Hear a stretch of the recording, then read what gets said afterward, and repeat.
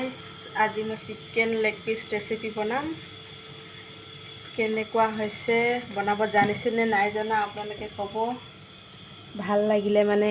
খাবলৈ আহিব আমাৰ ঘৰত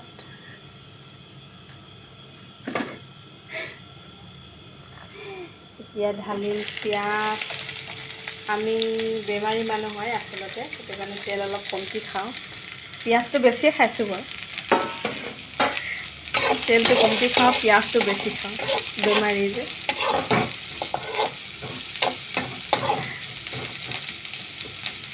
তেলে হেনো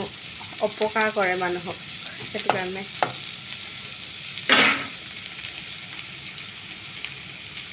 এতিয়া ঢালিম নমক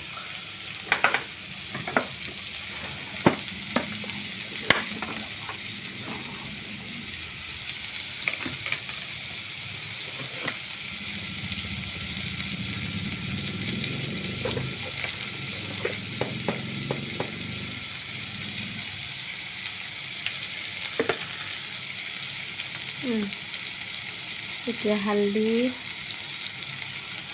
এতিয়া দিলোঁ হালধি এতিয়া দিম লসুনৰ পেষ্ট লসুন গোলমৰিচ পিচি থৈ দিয়া পেষ্টটো দিছোঁ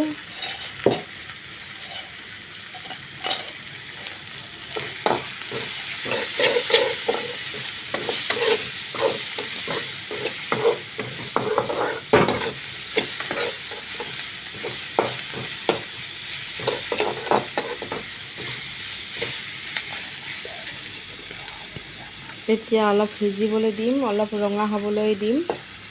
পিঁয়াজখিনি এতিয়া দিম জিৰা পাউডাৰ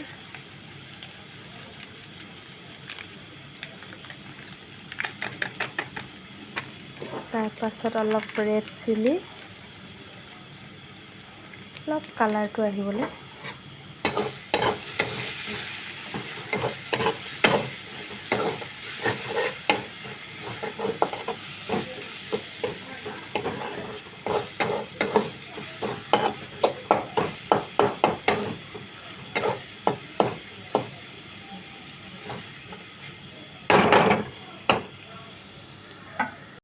এতিয়া জ্বলি নাযাবলৈ অলপ পানী দিছোঁ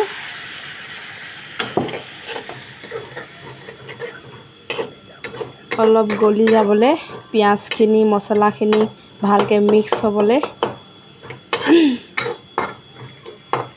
এতিয়া লেগ পিচটো ঢালি দিম মছলাখিনি হ'ল ধুনীয়াকৈ লেগ পিচটো ঢালি এতিয়া নিহিলাও এনেকৈ ঢাকিবলৈ দিম এতিয়া লাহেকৈ এবাৰ লুটিয়াই দিম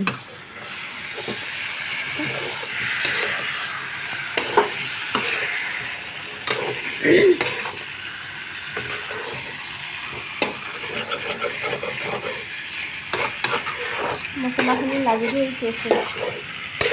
অলপ পানী দিব লাগিব তেতিয়াহে ভাল হ'ব মছলা কমকৈ দিছোঁ তো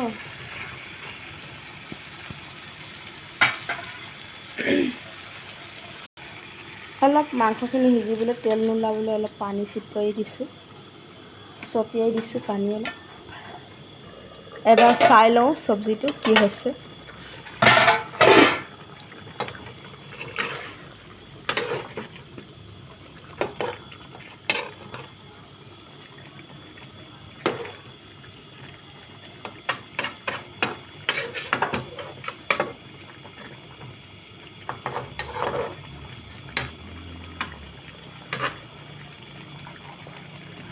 আকৌ 5 মিনিট কাৰণে ঢাকি দিম অলপ সিজিবলৈ দিম 5 মিনিট পাছত আকৌ চাম এতিয়া চাই লওঁ আকৌ এবাৰ চব্জিখিনি কেনেকুৱা হৈছে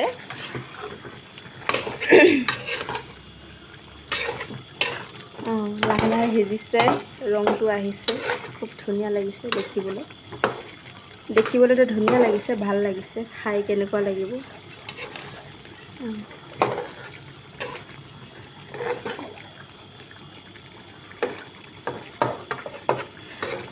মানে ন কমতি হ'লে ভাগ কৰি খাম বুলি কমতিকৈ অনা হৈছে